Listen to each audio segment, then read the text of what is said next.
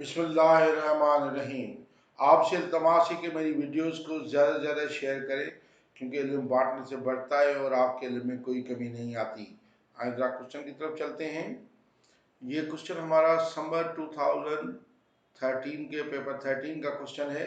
8 marks का question है। देखिए, ये कहते हैं diagram shows 3 points A2, 14 and B14, 6।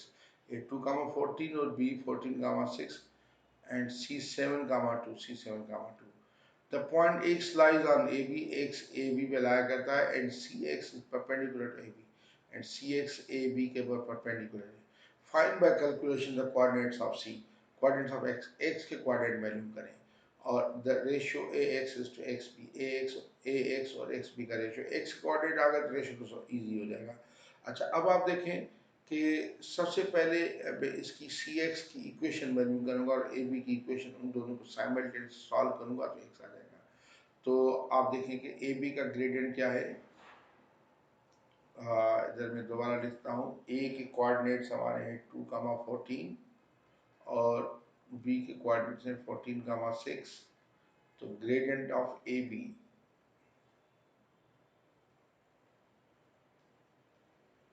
हो जाएगा 6 माइनस 14 माइनस 2, हो जाएगा -8/12, यानी -2/3 के।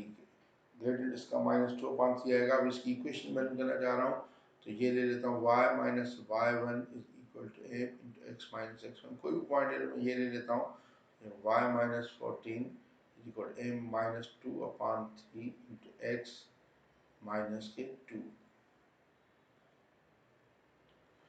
तो y minus 14 is equal to -2/3x और प्लस ये हो जाएगा 4/3। तो y इज इक्वल हो जाएगा -2/3x प्लस 4/3 प्लस 14 के। तो y की वैल्यू आ जाएगी, ये -2/3 है, -2/3 और प्लस इसके नीचे 1, तो एलसीएम सब इनकी एलसीएम 3 होगी। 4 ये 42, 4 प्लस 42 46/3, 46/3 इक्वेशन पर। ये ए बी की इक्वेशन मिल गई, यानी ए बी की हमें इक्वेशन ये मिल गई, ये वाली ए बी की इक्वेशन मिली है हमारी। ए बी की क्या है, y is equal to -2/3x और प्लस 46/3, ये भी इक्वेशन। अब मैं सी एक्स की इक्वेशन ढूंढूंगा। सी एक्स की इक्वेशन जो है, सी एक्स इसके ऊपर परपेंडिकुलर है, तो ग्रेडियंट ऑफ सी एक्स, जो ए बी का ग्रेडियंट है वो सी एक्स का उसका अपोजिट हो जाएगा, नेगेटिव साइन में भी। तो ए बी का ग्रेडियंट -2/3, तो इसका ग्रेडियंट आ जाएगा 3/2। ठीक है। अच्छा, अब आप देखें 3/2 ग्रेडियंट, और ये पॉइंट कौन सा पास हो रहा है, 7, 7, 2 से पास हो रही है। तो इसकी equation y minus y1 is equal to m into x minus x1 से ले लें। तो y माइनस 2 m है 3/2 x माइनस 7। तो ये y minus 2 is equal to 3/2 x minus 21/2। तो y हो जाएगा 3/2 x माइनस 2 रह जाएगा +2 माइनस 21/2। तो y इज इक्वल हो जाएगा 3/2x, ये प्लस के 4 माइनस के 21, ये रहेगा माइनस के 17/2।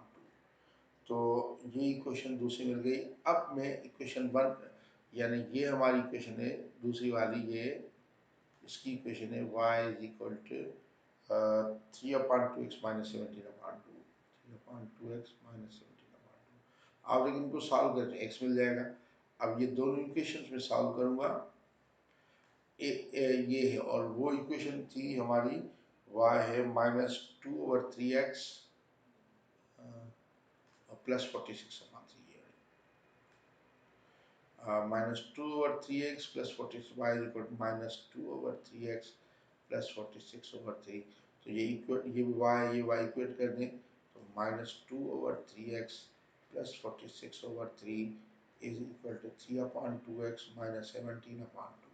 3/2x माइनस, आप देखें एलसीएम में 6 ले लेता हूँ, 6 इसको मल्टीप्लाई करेगा तो ये हो जाएगा -4x टू हो जाएगा, 2 + 6 और ये इसको भी 2 करेगा, ये हो जाएगा 92।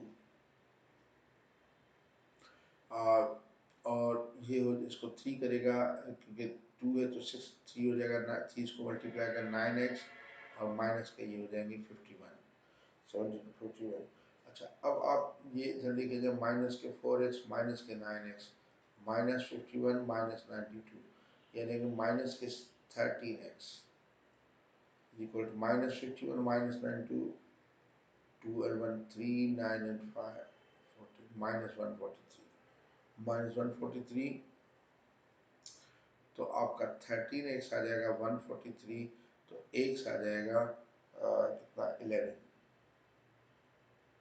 इसको डिवाइड करें 113 का 1 बचेगा 111 आ जाएगा x 11। तो अब y की आप इसमें से पुट करें या किसमें पुट करें, तो y को इसमें पुट कर दें 11, तो ये आ जाएगा 33/2 माइनस 17/2, तो y आ जाएगा 33 माइनस 17 16 हो जाएगा 16/2, तो y हमारा आ जाएगा 8k। तो आपका x का जो कोऑर्डिनेट्स मिल गए x के वो मिल गए 11,8, एक समय मिल गया 11,8। अभी हमें ये चाहिए, कहता है कि इसका रेशियो मालूम करें ए एक्स और बी का।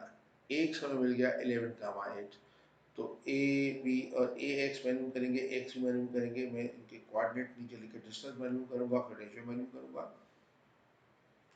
अच्छा, अब ये ए एक्स रेशियो है एक्स बी, ए एक्स माना ए और एक्स का डिस्टेंस, ए कितना है, ए मेरा है हमारा 214, 2,14 और एक से हमारा एक्स कितना है 11,8 आया है, और बी भी मैं भूल गया,